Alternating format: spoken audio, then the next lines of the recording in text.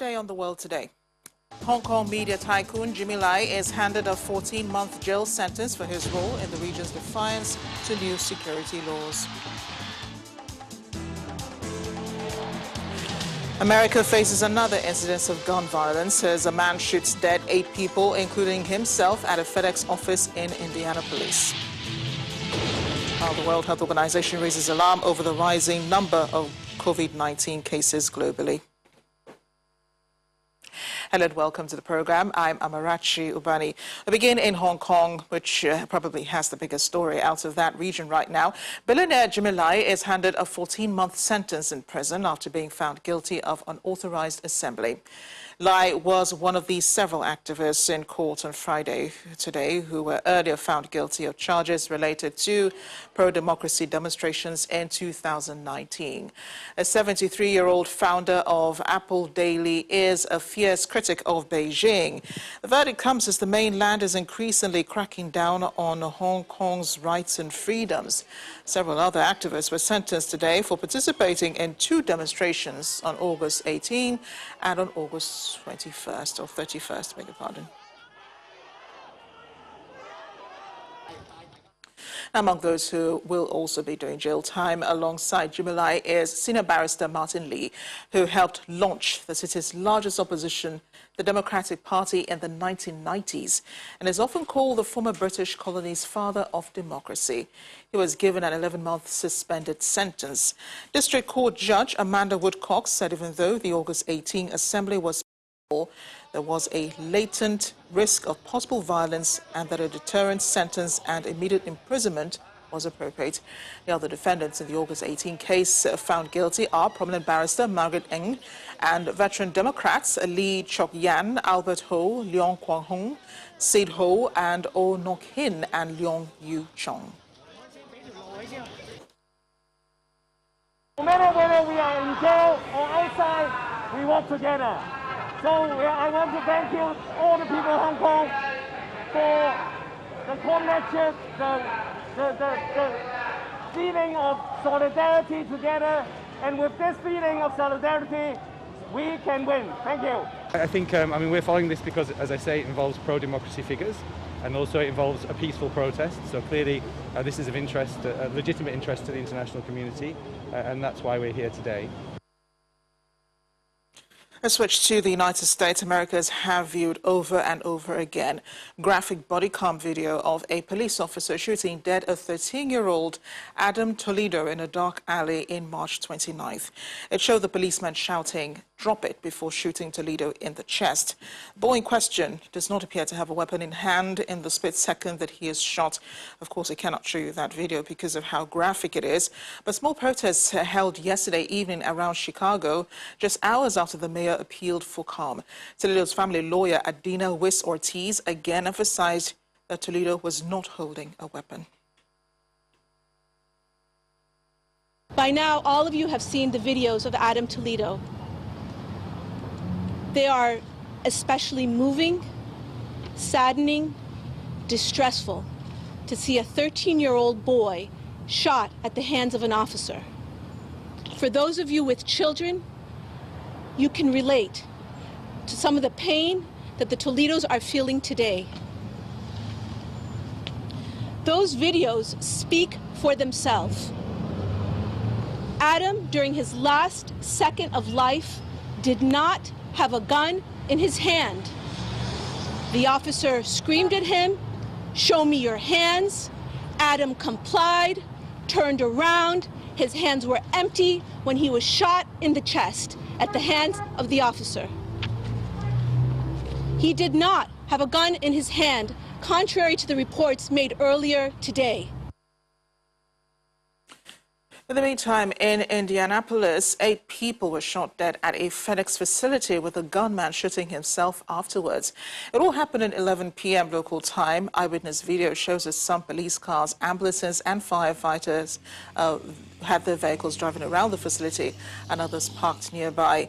Indiana police spokeswoman Janae Cook told local reporters authorities had arrived to an active shooter incident.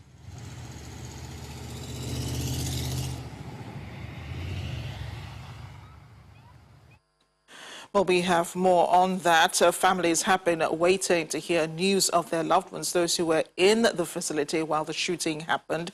Those killed have not yet been identified, but many families waiting are heartbroken at the incident.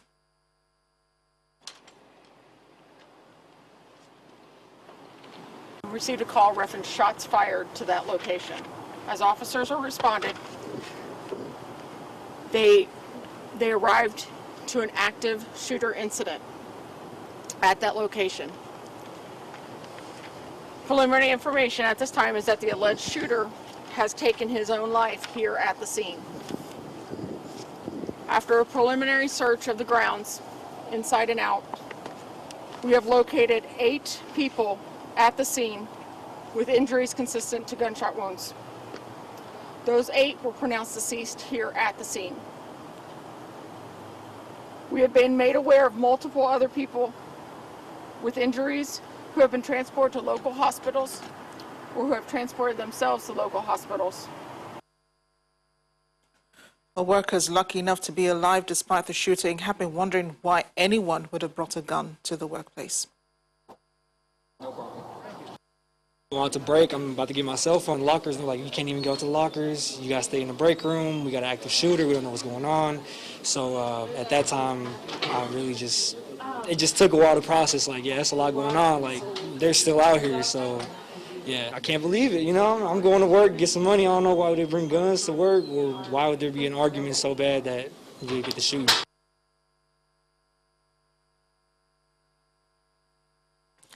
We'll have more on this in just a bit, but the World Health Organization is saying the rise in number of COVID-19 cases around the world is quite worrying. Number of cases per week globally has nearly doubled in the past 2 months. Director General of the Global Health Agency, Dr. Tedros Ghebreyesus, is concerned about this surge, especially in Papua New Guinea, warning it could lead to a much larger epidemic. The country has so far reported more than 9,300 COVID-19 cases and 82 coronavirus-related deaths.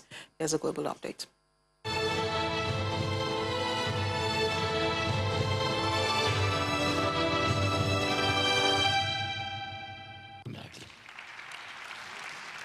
German Chancellor Angela Merkel has received her first shot of AstraZeneca COVID-19 vaccine.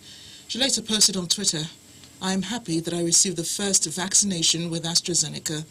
Vaccinations are the key to overcoming the pandemic."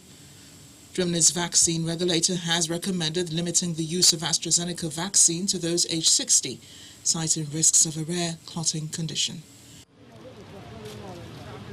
Rome cemeteries are running out of space to store coffins ahead of funerals as a backlog in services due to COVID-19 restrictions has slowed down the pace for burials.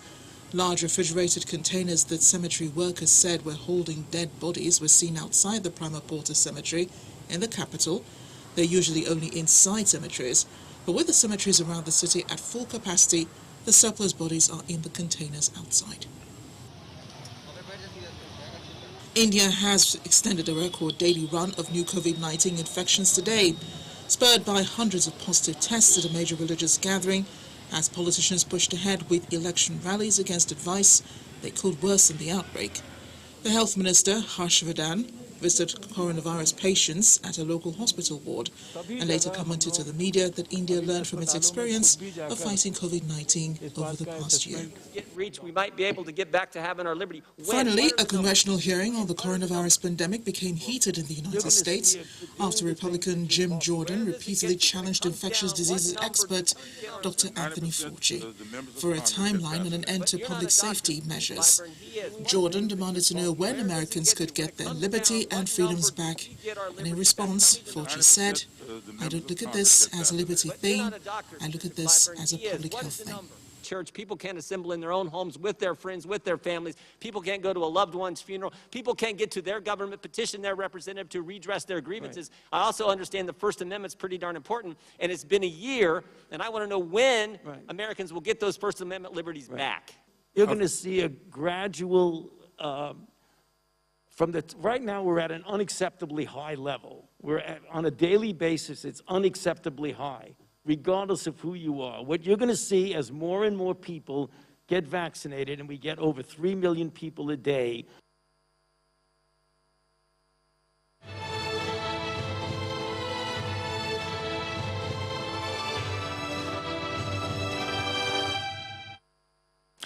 The UN says up to 65,000 people in northeastern Nigeria have fled their homes after an assault by armed groups on a border town on Wednesday. While attacks that appear to be targeted have forced a temporary halt to aid operations. Baba Balok is of the UN Refugee Agency, UNHCR. He told a Geneva briefing that at least 8 people have been killed and a dozen injured in the attack on Damasak by suspected Islamists. OSHA also continues to receive very worrying reports of clashes between insurgent groups and the Nigerian armed forces in Damasak, in Borno State, and that non-state armed groups are targeting humanitarian assets and facilities, and recently also conducting house-to-house searches, reportedly looking for civilians identified as aid workers. I remember we told you about the shooting today of 8 people at the FedEx facility, as well as, the controversies surrounding the shooting also of Adam Toledo. Our Washington correspondent Maria Bird joins us now. She's on top of other stories from the United States. Maria, what is the latest regarding the shooting at the FedEx facility? First of all, we know that the shooter was reportedly killed. What more do we know at this point? What we know at this point is that we have experienced, I think, one of the most horrific mass shootings in the current day. It is unclear whether or not we're going to be able to clearly get an idea as to what the motive of this shooter is. But we've heard from some of those who are witnesses. They said this took only about 90 seconds to execute, which is going to further push why President Biden has been saying over the last few weeks now that we must do something to change the laws regarding guns in our country. And so to have a type of weapon that could actually kill 8 people and wound several others in a matter of 90 seconds tells us that the type of ammunition and the type of force that he was able to use in that quick amount of time was unprecedented. Well, the issue of gun violence, I mean, it's not been in recent weeks that has come up. Even in the Obama administration, I do remember, reporting several incidents of gun violence in the United States, and they seem to have resurrected, under this administration. Has there been any word, at least on the shooter himself? What investigations are going on? We heard some of the workers there saying, they're shocked that someone even carried a gun to the workplace. Talk to us about that, Maria. Well, we know that the shooter, when he exited his car and went inside of the facility, everything happened in just a moment's notice. And they couldn't even, he had a hood on his head.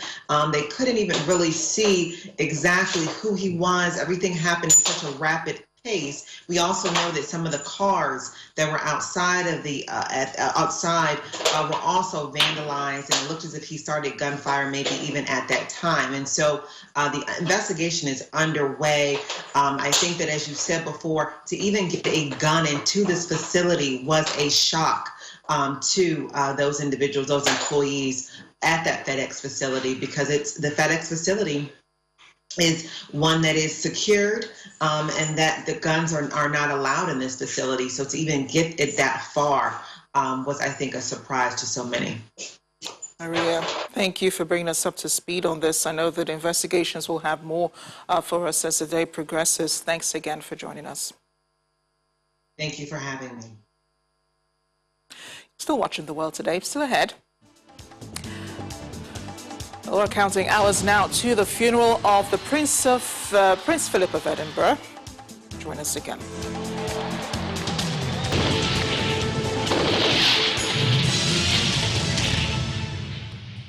Welcome back to The World Today. It's been a busy day all day today, the eve of the funeral for Prince Philip of Edinburgh. The Queen's husband died last week at the age of 99. His funeral will be held entirely at Windsor Castle tomorrow, April 17, with no public allowed, although the event has been scaled down because of COVID-19 restrictions. Many of the traditional elements will remain, with a military procession inside the castle and pallbearers from units with close links to Prince Philip.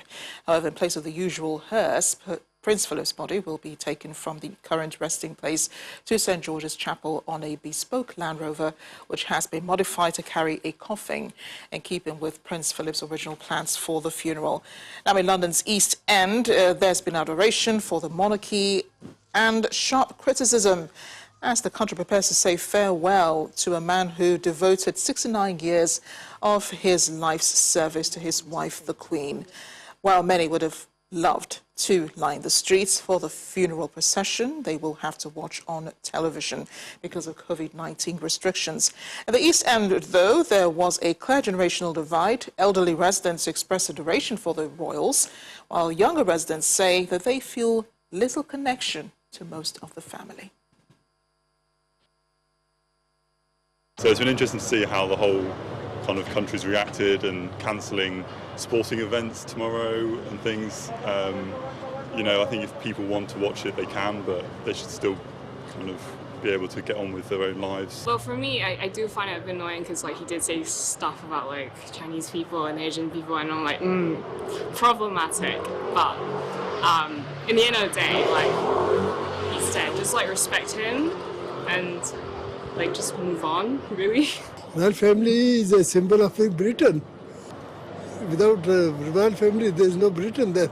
You know, he would do sometimes 10 different events in a day, you know. You know, he brought up the Duke of Edinburgh's award system. You know, there's lots of other things that nobody knows about. Everyone should have the same view for this man because he stood behind a woman. In them days, women still didn't have power, but he gave up all his manlyhood to support that woman. And what more can you ask of a man? Our London correspondent Juliana Olaika joins us now. Juliana has been monitoring events around, the royal family. Juliana, give us the latest as regards the preparations going on.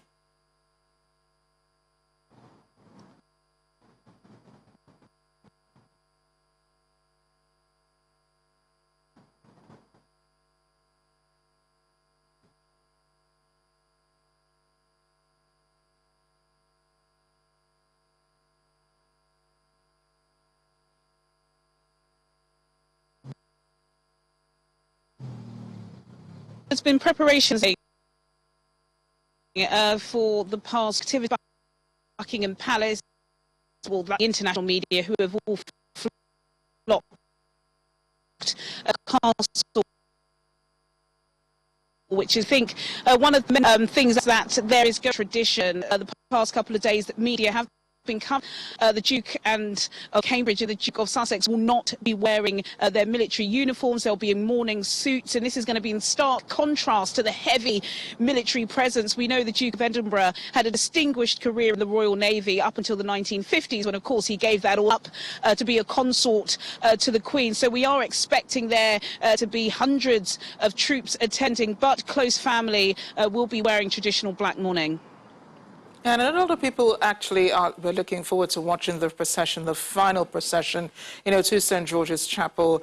After the service, then will come the burial, a private burial for Prince Philip. How are people reacting to, or how are they feeling about not being able to be there, to see for themselves Prince Philip go on to his final resting place?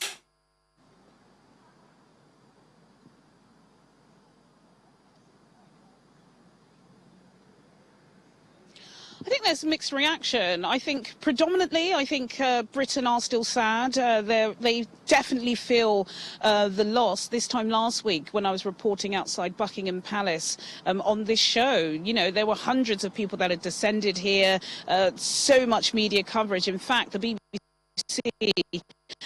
had to create an own website to take all of the complaints. I believe they had a record number of complaints that they were showing too much of this coverage. And again, like we just heard from the piece. Juliana, we seem to be having problems hearing you. Unfortunately, we wanted to get, a feel of what Londoners are going through today as we count down to a final farewell for Prince Philip, the Duke of Edinburgh, husband to the Queen, with over 70 years of marriage and 69 years of service to the Queen herself. Just family members will be attending that funeral. Prince Harry flew in from Los Angeles. He had been quarantining at Frogmore Cottage, his former residence, which now Princess usually is occupying with her family. And as Juliana did point out earlier, William and Harry will not be walking together, and there will be no military uniforms at the funeral. That's it on The World Today. Thanks for watching. I'm Amarachi Ubani.